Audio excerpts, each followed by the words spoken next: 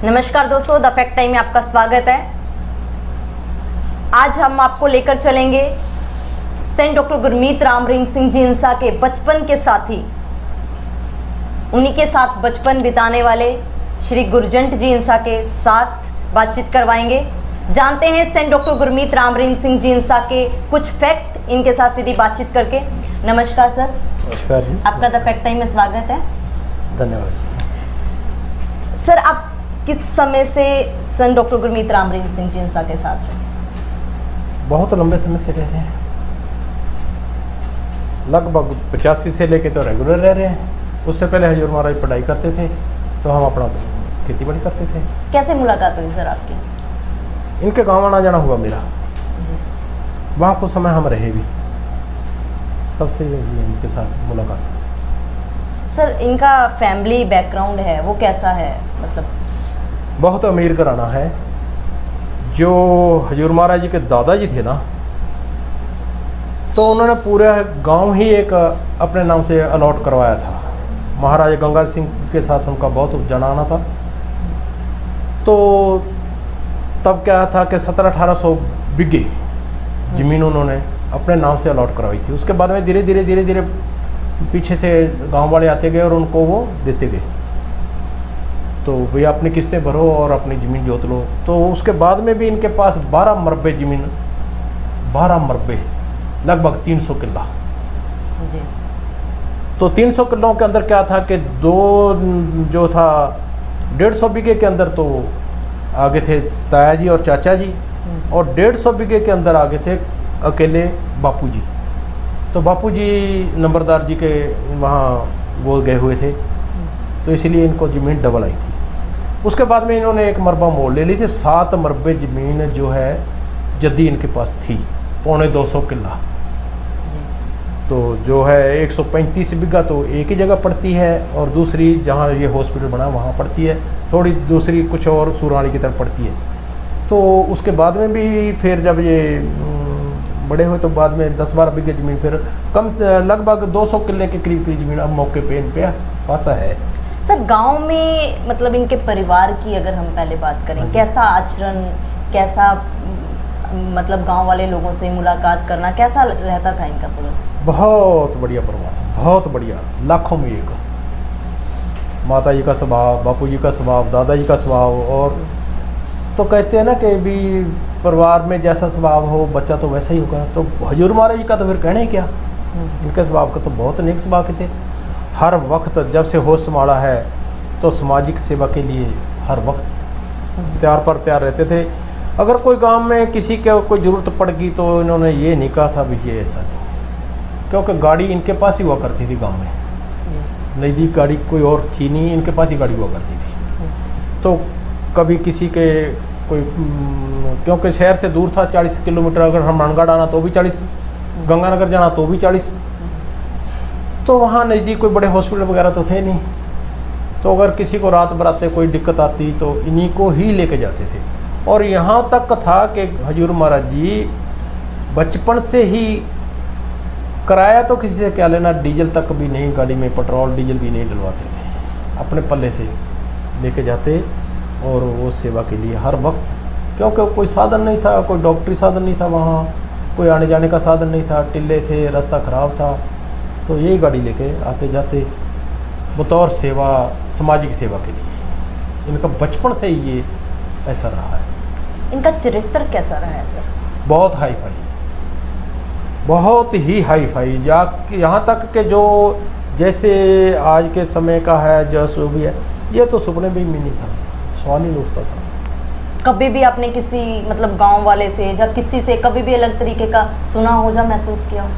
हाँ, कोई भी ऐसी कोई भद्दी बात करता या कोई इस तरह का चलाता, जैसे हम उम्र बच्चे होते हैं तो उनको ये टोक देते, नहीं भाई ऐसा नहीं करनी है, तो कोई भगवान की बात करो, मालिक की बात करो, या कोई अच्छे बिजनेस की बात करो।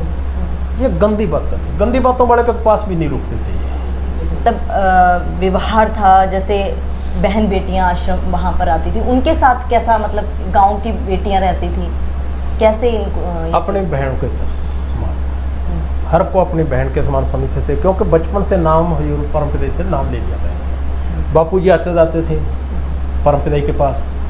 तो ये छोटे ही थे तब नाम ले लिया था। तो नाम लेने की वजह से फिर क्या था कि समाज सेवा में जो है ज़्यादा रुचि वो रहती थी। हर वक्त अच्छे नेक काम करने, नेक शिक्षा देनी, नेकी के रास्ते पे चलना, किसी बुराई की तरफ तो मतलब भी नहीं हो सकता था। सर इनका जो इंटरेस्ट था मतलब इन सामाजिक कार्यों को लेकर या फिर भगवान की तरफ को लेकर, ये बचपन से ही ऐसा इंटरेस्ट आपने देखा है या फिर बाद में देखा है सर आपने? कुछ ऐसी बातें होती हैं, देखो बहन भाई, जो भी कोई रूहानी ताकत आती है उसमें और हमारे में ज़मीन आसमान का फ़र्क होता है। रूहानी संत पीर फकीर बचपन से ही कुछ अलहदा होते हैं, उनका जन्म ही सामाजिक सेवा के लिए होता है।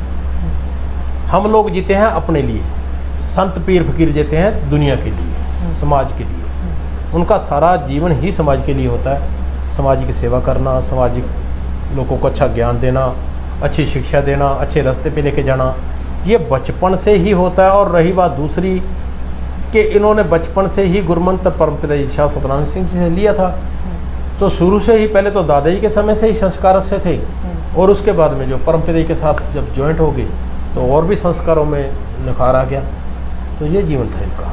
इनकी शिक्षा के बारे में क्या कहना चाहोगे सर? ये गांव में पढ़ रहे थे। हाँ। कैसा था इनका इंटरेस्ट, कैसा था, रुचि कैसी थी? बहुत बढ़िया थी।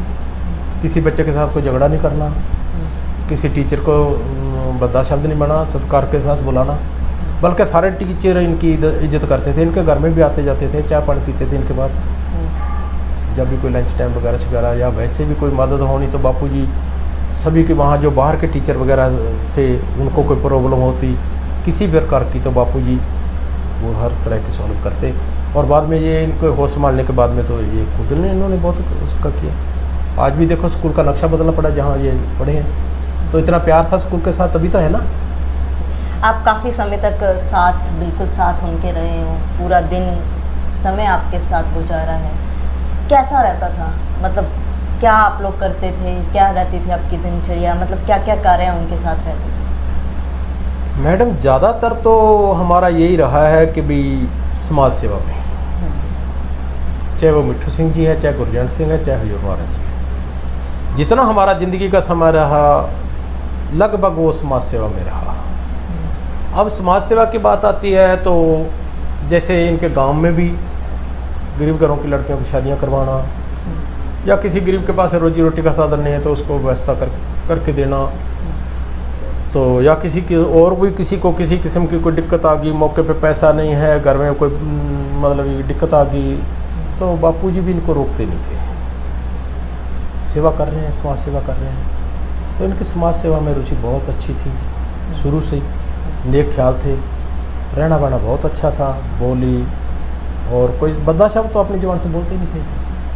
कभी सर सिनेमा मूवीज वगैरह देखने जाना नहीं, कुछ ऐसा? कभी नहीं, कभी गलत जगह आना जाना हुआ ही नहीं। ना कभी ताश खेल लिया हमने तो, ना सिनेमा सर्कस गए हैं, ना कोई नशे के तो करीब गए ही नहीं। किसी नशे के भी किसी प्रकार का कोई नशा देखा था कभी नहीं। खान पीन मतलब कैसा रहता था? खान पीन सादा जो घरों में बनता है, दाल रोटी, ज़्यादा दूध दही के शौकीन थे, मक्खन के शौकीन थे ज़्यादा। ये चीज़ें जो सादा घर में होता है उसके शौकीन थे। दूध खूब पीते थे, बनाना शेक खूब शौक से पीते थे, जो ताकतवर। तो ये शौक था इनका। सर इसके बाद जैसे 90 के बाद गुरुजी डेरा सच्चा सौदा में एज ए गुरगद्दी पे उनको वहाँ नवाजा गया, उसके बाद मतलब वो कैसी प्रक्रिया थी, मतलब उनको कैसे चूज़ किया गया, कैसे उनको उनका चयन कैसे किया गया गुरुजी का, संत डॉक्टर गुरमीत राम रहीम सिंह जी का? जहाँ तक चयन की बात आती है तो मैडम संत पीर फकीर कभी बनाए नहीं बनते हैं। किसी भी चीज़ को पढ़ के कोई संत नहीं बन सकता, बल्कि संतों की वाणी जो होती है वो रचना में आती है, उसको हम सजदा करते हैं। संतों का जो होता है उनकी जीवा होती है, संतों की जीवा के ऊपर भगवान का वासा होता है। वो जो कुछ अपनी जुबान से कह रहे हैं तो वो भगवान की आवाज़ होती है, तभी तो लोग खींचे चले जाते हैं ना। रही बात इनका सिलेक्शन होना, तो जब इनका शुरू से ही इनका अवतार ही इसलिए हुआ था कि समाज सेवा के लिए, तो जो गुण चाहिए, जो संत मत में गुण चाहिए वो इनमें परिपूर्ण थे। 100 के 100% वो सही थे, वो उसमें खरे उतरे। तो उसमें कोई सिफारिश की तो जरूरत है ही नहीं, क्योंकि जो संत के अंदर गुण होने चाहिए वो इनके अंदर पूर्ण परिपूर्ण थे। आप क्या मानते हो सर उनको? आप मित्र हो उनके, मतलब क्या मानते हो? वैसे तो हम दोस्त मित्र हैं, मैं और मिट्ठू सिंह जी। दोस्ती भी हमारी इतनी प्यारी थी कि हमने कभी हाथ नहीं मिलाया, जब भी डाल के मिलते, चाहे 10 मिनट के बाद ही मिले हैं, और एक दूसरे का कहना नहीं टालते थे। और हजूर महाराज तो शायद आज भी मिट्ठू सिंह का कहना नहीं टालते, चाहे वो कोई भी कह दे, कुछ भी कह दे। हजूर महाराज जी आज मेरा तो टाल देंगे, क्यों, कुछ अलग बात है। उनसे प्यार कहीं मेरे से कहीं हजारों गुना मिट्ठू सिंह जी के साथ ज़्यादा है। प्यार तो मेरे साथ भी है, लेकिन उनसे बहुत ज़्यादा है। तो क्या है कि इनको मानते क्या हैं हम तो इनको अपने प्राण मानते हैं, हमारी ज़िंदगी ये है।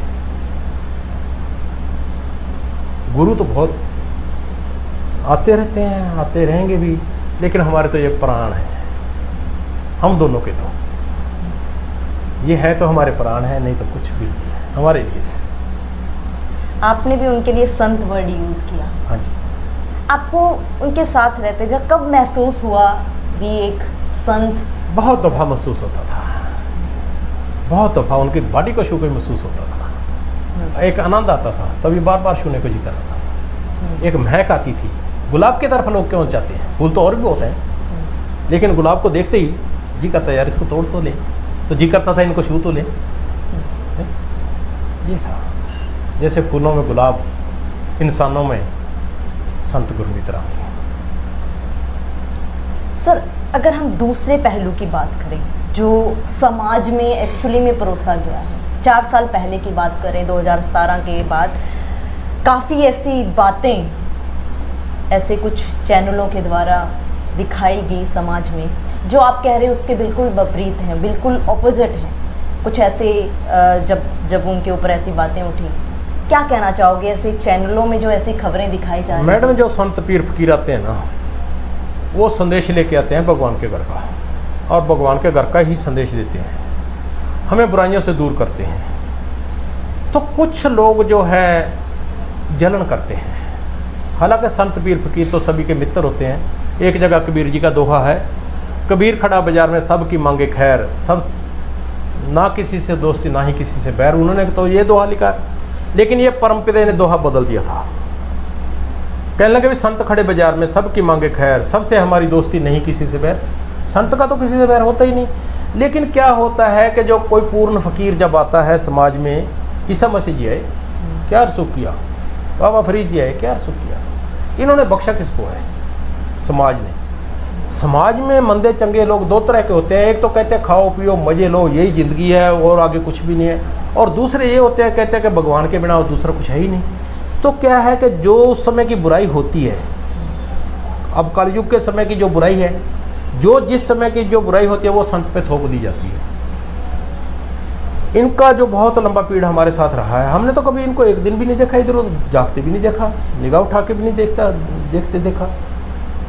तो इनके ऊपर सब कुछ थोप दिया गया। नहीं, ऐसा नहीं है। संत पीर फकीर पवित्र होते हैं और पवित्र ही रहते हैं। लेकिन ये समाज की एक थ्योरी है, जिनके नशों के व्यापार बंद हो गए, जिनकी काफ़ी सारी दुकानें बंद हो गई हैं, उनका काफ़ी सारा धंधा खत्म हो गया है, वो लोग संत को नहीं चाहते। दो तरह के लोग होते हैं ना, एक तो कहते हैं कि हे संत हो तो समाज है, दूसरे कहते हैं नहीं जी समाज में संत नहीं चाहिए। लेकिन संत के बगैर समाज नहीं हो नहीं सकता, अधूरा है समाज। जैसे खेती है, धरती है, उस पर खेती ना बोई है तो किस काम की है? अगर समाज में संत ना हो तो समाज किस काम का है? कुछ भी तो नहीं है। संत तो बुराइयां निकालने के लिए आते हैं, छुड़ाने के लिए आते हैं, नई एक ज़िंदगी देने के लिए आते हैं। क्या लेते हैं हमारे से? कुछ भी तो नहीं लेते। बाल परिवार हमारा नहीं छुड़ाया, कोई धंधा हमारा नहीं छुड़ाया, कोई दीन मजहब हमारा नहीं बदला, धर्म हमारा नहीं परिवर्तन किया। हमारे से लिया क्या है? एक शुभ शिक्षा तो दी है अच्छी। तो क्या समाज अच्छी शिक्षा लेने को भी तैयार नहीं है? क्या ये अपने आने वाली नस्लों के लिए ये नहीं स्वीकार करना चाहते भी हमें अच्छी शिक्षा चाहिए हमारे बच्चों को? महंगे से महंगे स्कूलों में पढ़ा रहे हैं, किस लिए पढ़ा रहे हैं? इसीलिए पढ़ा रहे हैं ना। तो क्या एक संत के बगैर हमें अच्छी शिक्षा कौन देगा? सर कोई इनका कुछ ऐसा सिस्टम दान चढ़ावा का कुछ ऐसा सिस्टम आश्रम में कभी आपने देखा हो? नहीं जी, बिल्कुल नहीं, बिल्कुल नहीं। सच्चे सौदे में दान का वो सिस्टम, यहाँ तो रूहानियत ही है। सर जो तमाम ऐसी बातें उठाई जाती थी भी इनके पास, जो इतने लोग आते हैं, जब कुछ दान चढ़ावे की बात आती थी, जब काफ़ी ऐसी बातें, उनके भी गाड़ियाँ हैं गुरुजी के पास इतनी, ऐसी काफ़ी बातें उड़ाई जाती थी। आप क्या कहना चाहोगे? आपने बताया उनके फैमिली बैकग्राउंड के बारे में भी, समाज को। मैडम मैं वहाँ बहुत समय रहा हूँ इनके घर, और मैंने खेती कराई है इनकी। आज भी वो हमारे पास रसीदें भी पड़ी हैं, डेयरियाँ पड़ी हैं, जबकि 200 किला की खेती कर रहे हैं हम, ट्यूबवेल भी है, अच्छी खेती कर रहे हैं, टॉप की खेती कर रहे हैं, इलाके में टॉप की खेती कर रहे हैं। तो फिर गाड़ियाँ खरीदनी कौन सी बड़ी बात है? 2-4 गाड़ियाँ हैं, अगर इन्होंने पर्सनल ले ली तो कौन सी बड़ी बात है? 8 मरबे ज़मीन है, 200 किला ज़मीन है, तो 2-4 गाड़ियाँ ले ली तो कौन सी बड़ी बात है? अपने पैसों के लिए, किसी से तो कुछ लिया नहीं है। रही बात ये आती है कि भी डेरे में, अगर डेरे में कुछ ऐसा है तो वो समाज सेवा के लिए है, जैसे यतीम बच्चे हैं, कोई विधवा बेचारी बहनें हैं, उनका मकान बना के देना, उनकी रोजी रोटी की व्यवस्था करनी, गरीब बच्चे हैं उनके लिए कपड़े लत्ते का करना, उनके लिए स्कूल वगैरह का व्यवस्था करना, स्कूल बना के उनको फिर पढ़ाई वगैरह का व्यवस्था करना, तो वो तो एक अलग से सिस्टम है। वो डेरे का तो उसमें महाराज जी का तो कुछ लेना देना है नहीं। इनके तो खुद की ही ज़मीन इतनी है कि ये पुस्तकों की पुस्तक खाते रहे, बैठे खाते रहे, तो इनका तो ठेका। आज 100 किला बाग है, 100 किला बाग लगा हुआ है, तो अगर ये लगाए भी लाख रुपए भी ठेके पे जाए तो 1 करोड़ की तो आमदनी उनको बाग की है, तो उनसे किसी को मांगने की क्या जरूरत? कम से कम करोड़ रुपए की दूसरी फसल होती है। तो जिनके खुद के 2 करोड़ रुपया साल ही आमदन है, तो उनको किसी के मांगने की क्या जरूरत? वो तो खुद की। हालांकि यहाँ तक कि मैं वहाँ बहुत लंबा समय रहा हूँ, महाराज जी यहाँ तक कहा करते थे कम से कम 3-3.5 हज़ार क्विंटल गेहूँ हम पैदा किया करते थे उसी खेत में। तो महाराज जी यहाँ तक कहते करते थे कि नहीं बेटे, जितनी घर में रखने रख लो, बाकी आप लंगर में कितनी डालोगे ये बताओ, सेवा के लिए, परमार्थ के लिए। तो जो खुद ही अपनी गेहूं या कोई फसल लंगर में डलवाते हैं तो वो किसी से क्या ले लेंगे? ये तो दुनिया की गलत थ्योरी है। रही बात पैसे की, चढ़ावे की, चढ़ावा तो वैसे ही डेरे में नहीं है। रही बात दूसरी, अगर कोई पैसा कोई परमार्थ करता है तो वो गरीबों में ही लग जाता है वो डेरा। महाराज जी अपने ऊपर तो 1 रुपया भी नहीं लगाते, ना परिवार के ऊपर ना अपने ऊपर, बल्कि अपने पल्ले से ही परमार्थ करते हैं। हर किसी न किसी दिन दिहाड़े पे परमार्थ करते रहते हैं गरीबों के लिए। पहल आप करते भी हम इतने देते हैं अपनी तरफ से, माता जी अपनी तरफ से इतने दे रहे हैं और हम अपनी तरफ से इतना दे रहे हैं, तो तभी तो लोग प्रेरणा में आएंगे ना भी हमें परमार्थ करना चाहिए। तो वो जो परमार्थ है वो जैसे आदिवासी लोग हैं, अब उनको जैसे वहाँ तूफान आया था गुजरात में, तो पूरे के पूरे कितने गांव गोद लिए गए, उनको मकान बना के दिए बताओ, और टोटल ही सामान उनका रहने बहने का मकान बना के दिए, घर खर्चा दिया। उसके बाद में कितने आदिवासी लोग हैं जिनको धंधा करने का सिखाया गया, खड्डियाँ बुनने का, दरियाँ बुनने का, और भी कपड़े बुनने का, कपड़े सीने का, या उनके मकान बना के दिए, उनका रहन सहन का किया गया। तो ये करोड़ों अरबों का खर्चा जो साध संगत ने किया, तो ये एक परमार्थ बहुत बड़ी सामाजिक सेवा है। तो आज दुर्भाग्य ये है कि आज 4 साल हो गए समझ लो, आज हमारा समाज बहुत पीछे चला गया। अगर वो संत होते ही तो आज हमारे समाज का ये इतना बुरा हाल नहीं होना था जो आज हो रहा है। आज हमारा समाज बहुत आगे निकल चुका होता है। आज नौजवान बच्चे हैं, नशों में जा रहे हैं, बुराइयों में जा रहे हैं, उनको कोई शिक्षा देने वाला ही नहीं, उनको प्रेरणा देने वाला ही नहीं। माँ बाप की वो सुनना नहीं चाहते, कोई दूसरा है ही नहीं प्रेरणा देने वाला। तो सत्संग में आते थे तो अच्छे वचन सुनते थे, बुराइयाँ छोड़ते थे एक दूसरे को देख देख के, और उनके अंदर से आत्मा जागती थी भी हम भी सेवा करें, हम भी समाज की सेवा में जाएं। जब संत लगे हुए हैं तो हम क्यों नहीं लग सकते? संत भी तो हमारे जैसे ही हैं, पंचतत्व का पुतला ही तो उनके पास है, तो पंचतत्व के ही अपने पास है। तो अगर वो इतनी बड़ी समाज सेवा कर सकते तो अपने क्यों नहीं कर सकते? ये आज हमारे लिए, देश के लिए बहुत घाटे का सौदा हो गया। आपको लगता है ज़रूरत है आज? बहुत बड़ी ज़रूरत है समाज को, संतों की बहुत बड़ी ज़रूरत है। अगर समाज बचाना है, हमारा देश बचाना है, तो संत जरूरी है, वरना तो पता नहीं इस देश का क्या भविष्य होगा, ये तो भगवान जाने। क्यों सर ऐसी ज़रूरत आप क्यों महसूस कर रहे हो? क्यों, क्या ऐसा उनका बड़ा योगदान समाज के लिए, हमारे देश के लिए दिया है? मैडम आप देखो, एक चुंबक होता है, आपने रोड पे देखी होगी, वो कुछ बहनें हो रही होती हैं और रस्सी के साथ चुंबक बांध लेती हैं और वो रोड के साथ जा रही होती हैं। तो जो भी वहाँ कचरा पड़ा होता है वो चुंबक के साथ चिप जाता है। हम जो सामाजिक लोग हैं वो तो एक कचरा है, बुराइयों से लबालब भरे हुए हैं। संत पीर फकीर एक चुंबक की तरह होते हैं, जो कचरे को छांट के निखार देते हैं, नहीं बेटा ये काम मत कर, ये तेरे करने वाला नहीं है। तो भगवान का बच्चा है, तो खुदा का बच्चा है, तो उस भगवान को याद करा, बुराइयाँ छोड़, नेकी के रास्ते पे आ। तो संत पीर फकीर ये प्रेरणा देते, और कोई कहीं से हमारे को ये प्रेरणा मिल नहीं सकती। सर हमारे देश की बात करें, आज के समय में लड़कियों को लेकर समस्याएं बहुत हैं। हाँ जी। छोटी छोटी बेटियों के साथ ऐसे केस सामने आते हैं। आपका क्या कहना है? संत डॉक्टर गुरमीत राम रहीम सिंह जी इंसा का कोई ऐसा योगदान बेटियों के लिए रहा हो जो आप बता रहे हैं? क्योंकि मीडिया में काफ़ी अलग दिखाया गया। आपकी जुबानी हम जानना चाहते हैं, बेटियों के लिए वो कैसे? देखो मैडम, बेटियों के लिए जो इनका योगदान था बहुत बड़ा।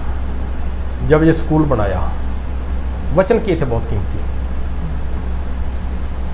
इनके स्कूल बनाने से पहले, इनके गद्दी पे आने से पहले, तो जैसे भी समाज में देख ही रहे हैं हम सब लोग, भी ये बुराई बहुत बढ़ रही थी। खास करके आज के समाज के अंदर लेडी की बेइज्जती बहुत ज़्यादा हो रही थी। तो इन्होंने बीड़ा उठाया, सौदेबाजी हो रही थी। किसी की शादी करनी बेटी की तो बाप को चिंता हो जाती थी कि मेरे पास इतने होंगे तो मैं शादी कर पाऊंगा, नहीं तो बेटी नहीं उठा पाऊंगा, घर से इसको विदा नहीं कर पाऊंगा।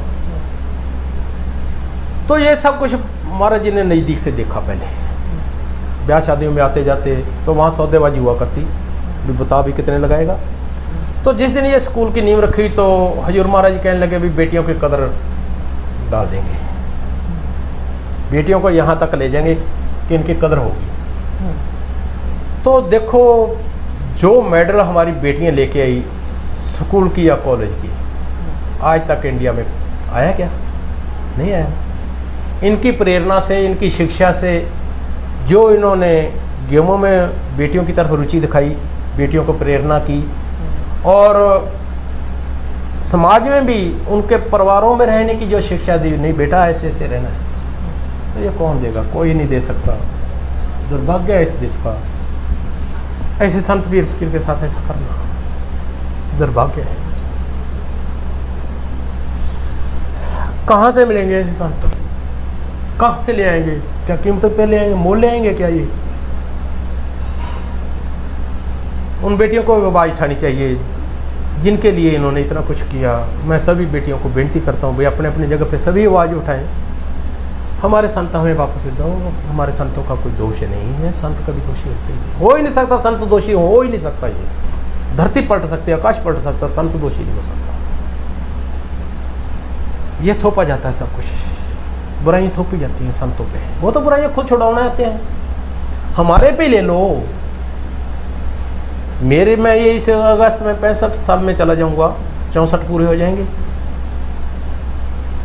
मैंने आज तक ताश नहीं खेली, कोई नशा नहीं किया, सिनेमा सर्कस नहीं देखा, किसी बुराई के नज़दीक नहीं गए। तो जब हमारे जैसों के साथ रहने वालों की ज़िंदगी ऐसी ऐसी सुधार दी, तो वो तो कौन होंगे? क्या उनको जेल में रखना? ये तो पूरे समाज को जेल में किया हुआ है, उनको थोड़ी किया जो है। पूरे समाज को जेल में किया। कोई शुभ शिक्षा नहीं दे रहा। हमारे बच्चे कहीं रुल रहे हैं, छोटे छोटे बच्चे हैं, बेचारे जवान बच्चे हैं, बेटियां हैं, उनको कौन शिक्षा देगा? उनके बगैर कोई नहीं देगा। किसी के पास है ही नहीं शिक्षा। सब गलत शिक्षा तो दे देंगे, लेकिन ये नहीं। सर, आप आज भी उनके लिए भावुक हो रहे हो।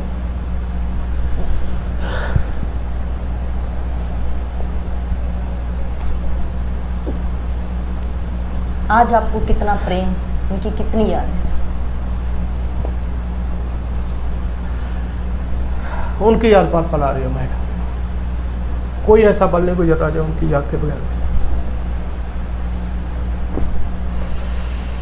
हमारे समाज को सख्त जरूरत है उनकी मैडम।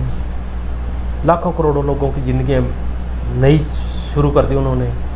नशे छुड़वा दिए। जो घर बर्बाद हो चुके थे, जिनकी बहनें रो रही थी, मामें रो रही थी, हमारा बच्चा किसी प्रकार से बच जाए, ये नशे छोड़ दे। आज पूरी सरकार लगी हुई है, किसी एक का नहीं छुड़ा सकती, और वो अपने इशारों सिर्फ 2 लफ्ज बोल के सत्संग के अंदर करोड़ों अरबों का नशा छुड़ा रहे हैं, करोड़ों का नशा छुड़ा रहे हैं। क्या ऐसे संत को जेल में रख? दुर्भाग्य हमारे हिंदुस्तान का, ये किसी ऐसे संत को जेल में रखा दुर्भाग्य है मैडम। ये सजा किसको मिली है सर? संत जी को? सजा हमारे आने वाली पीढ़ियों को मिली है, ये हमारे आने वाली जनरेशन को मिली है, ये संतों को क्यों मिली है? वो तो बैठे हैं, वो तो यहाँ भी राम नाम कर रहे थे, वहाँ भी राम नाम कर रहे हैं। सजा मिली है हमारे आने वाली नस्लों को।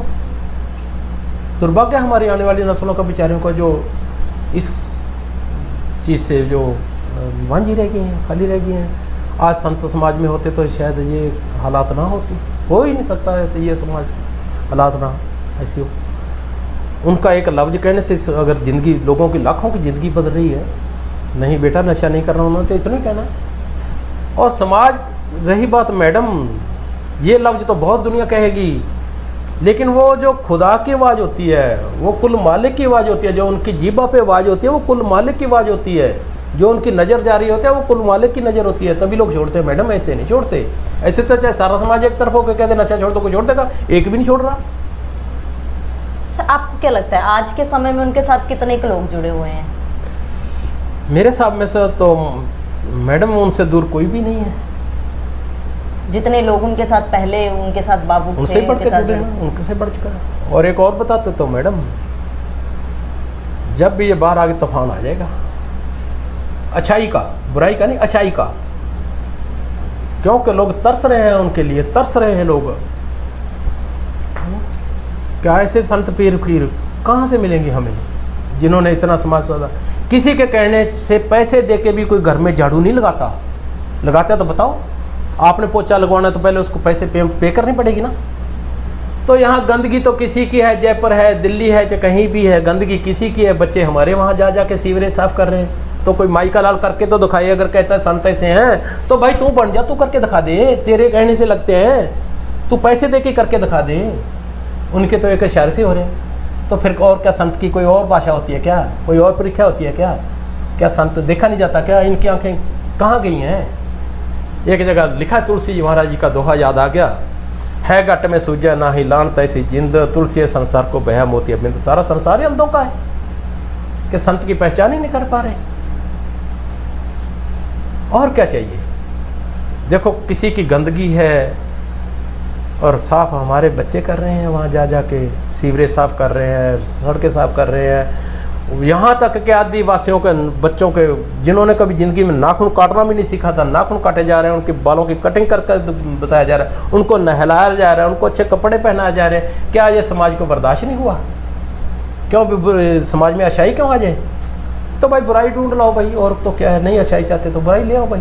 सर फिर ऐसे चैनलों को आप क्या कहना चाहोगे जिन्होंने तमाम ऐसी सूत्रों के हवाले ये से देखो, खबरें निकाली? ये कहते हैं मालिक इनको सद्बुद्धि दे, लेकिन पैसे के लिए किसी संत पीर फकीर पे कचरा डालना, ये बहुत ही दुर्भाग्य। वो अपने आने वाली नस्लों के लिए दुर्भाग्य उनका। गूंगे लंगड़े लूले बहरे पैदा होंगे, संत की निंदा करने वाले के तो ये हाल होगा। कंधों पे उठा के घूम रहे होंगे, कोई इलाज नहीं होगा कहीं। आप देख लेना, एक एक की लिस्ट बना लो, चाहे आने वाली नस्लें देख लेना, इनकी क्या होगा इनका हाल। वो सजा एक भगवान की सजा होती है, इंसान की नहीं होती मैडम। जिन्होंने पहले भी किसी संत पीर फकीर के साथ किया, आज उनका नाम निशान ही नहीं है। कहाँ गए जहांगीर, कहाँ गए औरंगजेब? कोई आज उनका बुत मिला कहीं? कहीं उनका चौक मिला, कोई चौराहा मिला उनका? कोई नाम तक नहीं जानता। और जो उन समय के संत पीर फकीर थे, उनके नाम के तो आज भी भाई सजदे हो रहे लोग, सोने के छत्र चढ़े हुए। गुरु जी का स्वभाव कैसा है? बहुत मीठा स्वभाव था। गुस्सा तो ये जानते ही, गुस्सा तो ये जानते, बहुत मीठा स्वभाव, बहुत ही प्यारा स्वभाव। जो और केसेस कुछ उनके ऊपर लगाए जा रहे हैं, काफ़ी केसेस चल रहे हैं, क्या आपको क्या लगता है सर उनके बारे में? मैडम वैसे तो सच की जीत होती है, ये कुछ समय होता है, निकल जाता है। जीत सच की होती है, बुराई की जीत नहीं होती कभी भी। और जब भी, और आगे देखो मैडम, अभी इनका समय बहुत पड़ा काम करने का। अभी तो 25-26 तक तो शायद ये ऐसा ही हालात कुछ रहे, लेकिन 27-28 के बाद 2027 तूफान आ जाएगा दुनिया का, राम नाम का। बाबा जी ने जो वचन किए थे वो होके रहेंगे। चढ़दा चुकू लहंदा चुकू चुकू दुनिया सारी, ये होके रहेंगी, ये टल नहीं सकते। इनके अभी 30 साल पड़े हैं 28 काम करने के। और परमपिता ने कहा था भाई रोज रोज नहीं आ जाता, सुहागा मार के जाएगी।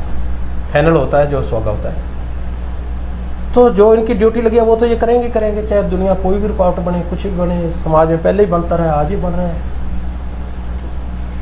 ये लास्ट में आप कुछ संदेश समाज को, जनता को देना चाहते हो संत डॉक्टर गुरमीत राम रहीम सिंह जिनसा के बारे में? सत्संगियों के लिए तो मैं ये विश्वास संदेश दूंगा कि वो पूर्ण तौर पे विश्वास रखें अपने मालिक पे, भगवान पे, संत डॉक्टर गुरमीत राम रहीम सिंह पे पूर्ण तौर पे विश्वास रखें, अपना विश्वास स्लो ना होने दें। वो उनकी रजा है, वो उनकी मर्जी है, वो जाने, उनका काम जाने, वो क्यों है, क्यों गए हैं, किस लिए गए हैं, वो उनकी मर्जी होगी। क्यों अपने यहाँ तक अपनी नज़र नहीं होती। समाज के लिए ये है कि समाज नेकी के काम करे, भलाई के काम करे, समाज के लिए काम करे, बुराइयों को छोड़े, नशा छोड़े। नशा एक घोर अपराध है। जो नशा करने वाले लोग हैं वो भी अपने बच्चों की तरफ ध्यान दें, अपने माँ बाप की तरफ देखें। नशा करने से पहले उन पर निगाह मारें, क्या मैं नशा कर रहा हूँ, इनकी ज़िंदगी कैसी है, क्या इनकी ज़िंदगी पीछे, मेरे पीछे से कैसे होगी। नौजवान बच्चे हैं वो नशे के लिए आत्महत्या कर रहे हैं या ज़्यादा ओवरडोज नशा करके वो दुनिया से जा रहे हैं, ये छोड़ना चाहिए। ये नशा। समाज को क्या संदेश देना चाहोगे सर?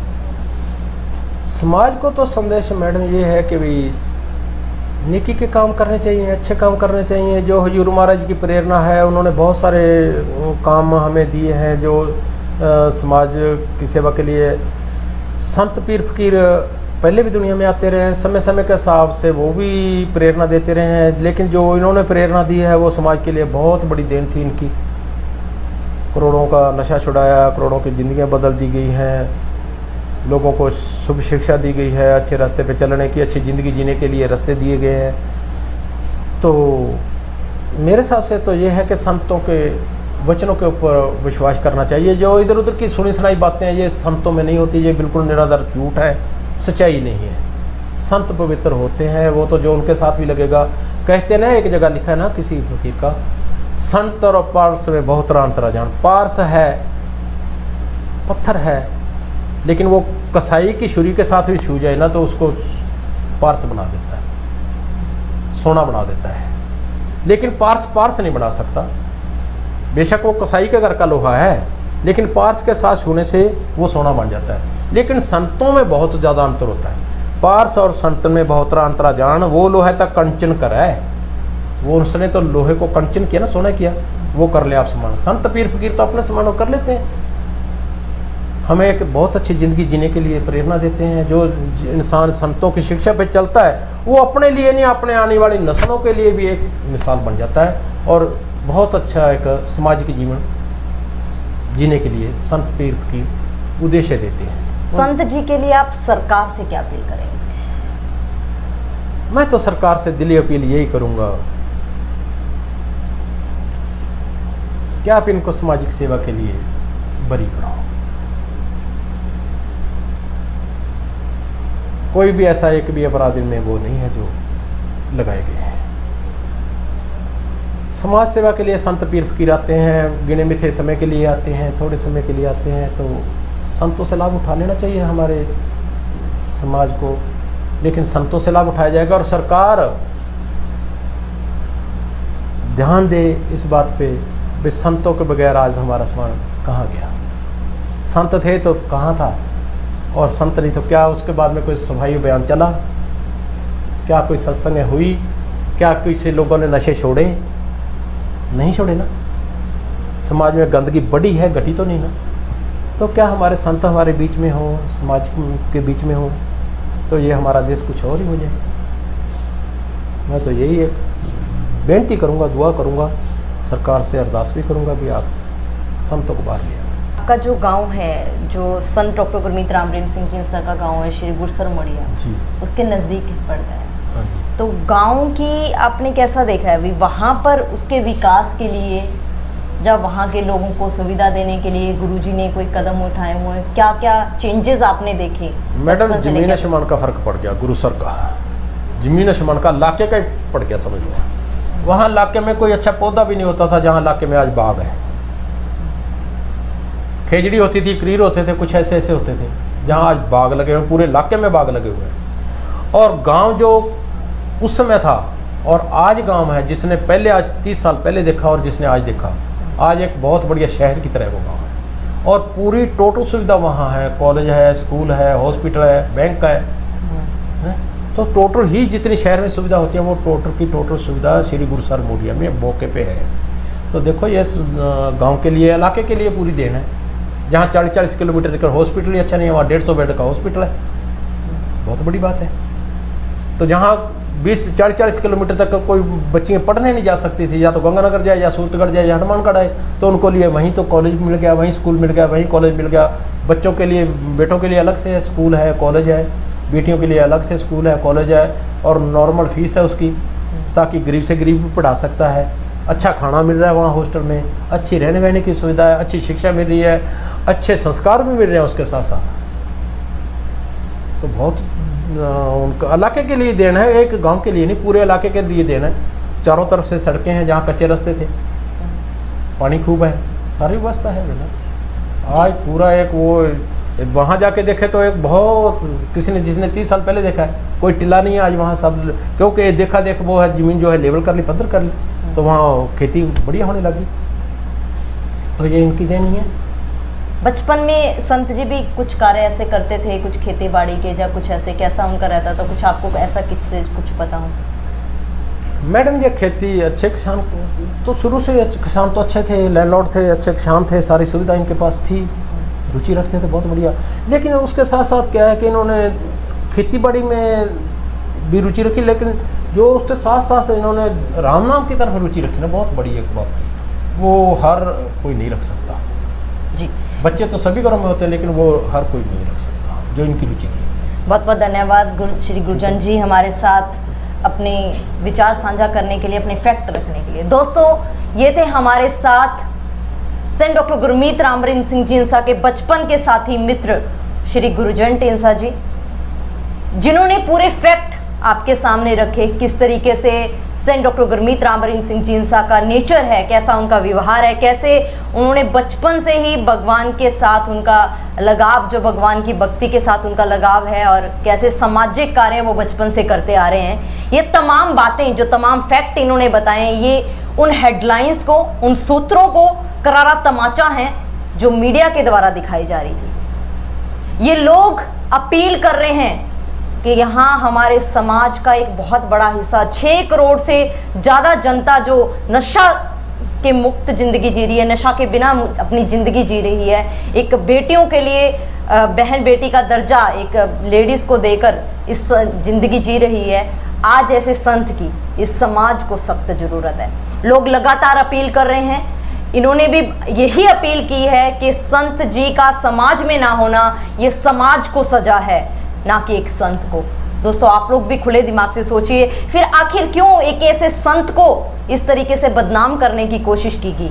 आखिर क्यों एक ऐसे समाज सुधारक को समाज से दूर करने की कोशिश की? आखिर कौन लोग हैं जो नहीं चाहते कि समाज से नशा दूर हो, वेश्यावृत्ति खत्म हो? ये सवाल लगातार उठ रहा है, लगातार आपके सामने फैक्ट आ रहे हैं, लगातार जिस तरीके से हम जो संत डॉक्टर गुरमीत राम रहीम सिंह जी इंसा के बिल्कुल करीब रहने वाले लोग हैं, उनके पास भी पहुंचकर आपके तक फैक्ट पहुंचाने की कोशिश कर रहे हैं, जो बिल्कुल उनके साथ रहते थे। जिस तरीके से इन्होंने आपके सामने एक्सप्लेन किया कि कोई नशा नहीं करना, किसी को नशा करने तक नहीं देना, ऐसा स्वभाव है सेंट डॉक्टर गुरमीत राम रहीम सिंह जी इंसा का, जो समाज के बिल्कुल सामने है कि किस तरीके से उन्होंने करोड़ों लोगों का नशा छुड़वाया है। फिर आखिर क्यों इस ऐसे संत को समाज से दूर किया गया? ये लगातार सवाल उठ रहे हैं। आप भी अपनी राय खुले दिमाग से सोच के कमेंट बॉक्स में जरूर डालिएगा। इन फैक्ट्स के लिए राय भी जरूर डालिएगा। देखते रहिए द फैक्ट आई और सच का साथ दीजिए। इस चैनल को सब्सक्राइब कीजिए। बहुत बहुत धन्यवाद।